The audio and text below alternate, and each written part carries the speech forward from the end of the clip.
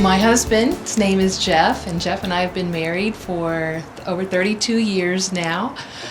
We met as summer church camp counselors. When it was before it was called Lutheran Outdoor Ministries of Ohio, so we've been married so long we precede the name of of Outdoor Ministries. Jeff is a high school biology teacher, and he has coached a number of sports and worked in a number of school districts over his career. We have two daughters. Sarah is a third-year seminary student. Her husband's name is Cedric. But Sarah currently and Cedric live in Rhode Island because she is doing her seminary internship. So she is a seminary student, and at the end of this academic year, in the summer, late summer, she'll move back to Philadelphia for her last year of seminary, and then will graduate and hopefully receive a call to be a pastor. Our youngest daughter, Heather, is a senior at Capital University. She will graduate in May. She has a major in biology and Spanish, and has decided to go on to nursing school, so she'll spend another year and a half either at Capital University or at Kettering School of Nursing, where she plans to pursue a nursing degree. So that's our family. Well, I first sensed a call to ministry when I was in catechism classes, when I was a 7th and 8th grade student. I think that was the first time I started thinking about how my faith was more than just Sunday morning, that it was something that had to do with all of your life. And I think it was the first time that I really started asking those questions of, what am I going to do? What am I here for? What's my purpose?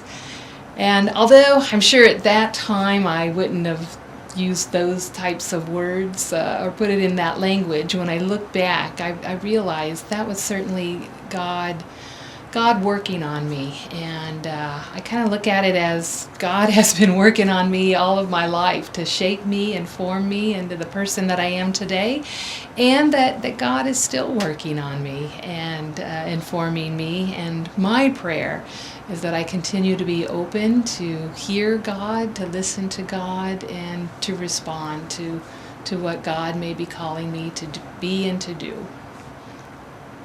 Well, my favorite church holiday, it's Easter. For me, it's all about Easter. Yeah. Alleluia, Christ is risen. He is risen indeed. Alleluia. For me, new life is experienced in second chances, fresh starts, new beginnings, and that for me always is a sense of hope. And when I ground that in what God has done through Christ, that God raised Christ from the dead, that's quite a power, to be able to make dead things live again, to raise us up, and to continue to do that. Those are signs of hope, and they're also signs of, like I said, new beginnings and fresh starts. And that just is always with me, and that sense of power, God's power, and wanting to be involved with God and God's work to raise people up and to offer fresh starts, new beginnings. I think confession and forgiveness are all about that. So again, for me, it's all about Easter. It's about Christ is risen.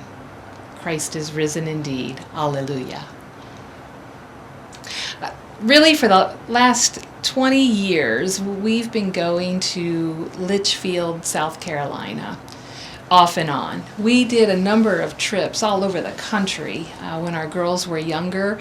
A lot of family vacations. We went as far as Wyoming and Colorado and Texas and to the northeast to Maine, but it seemed every few years we kept going back to South Carolina. And even when we were there, we would take day trips, hour, 2 hours away, and just see all the sights and all that there was to see.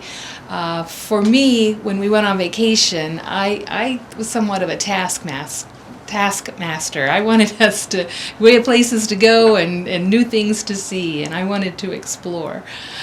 But it was several years ago, it was the summer of 2018. Sarah had graduated from college. Heather had graduated from high school. Sarah and Cedric got married. And then all of us, plus 10 other people from my former congregation, went on a mission trip to Tanzania, which also was an awesome experience. But when we got back from that, Jeff and I thought we needed a vacation of rest and relaxation, and we went back to Litchfield, South Carolina. And our rationale was we didn't have to think about where the restaurants were, or we didn't need a map. We knew where everything was. We'd already seen all the sights. All we wanted to do was rest and relax. And so for a week, every morning we got up and we walked for an hour on the beach. And that was to justify the next 23 hours out of the day that we did absolutely nothing. So Litchfield, South Carolina, that's a special place for us and a place of rest and relaxation. Well, I've been at Abiding Christ for almost 2.5 years now, and what drew me here was how active the congregation was and the building was, how the building was being used, but so many people involved in so many ministries, and not just in the building, but through the building out into the community. Now we have, of course, taken a bit of a hit through this time of COVID, but a number of those things are building back, and we're excited about all the opportunities. We're in a visioning process. We're looking at things that we can build on and do better, and also looking at the new things we might be able to do.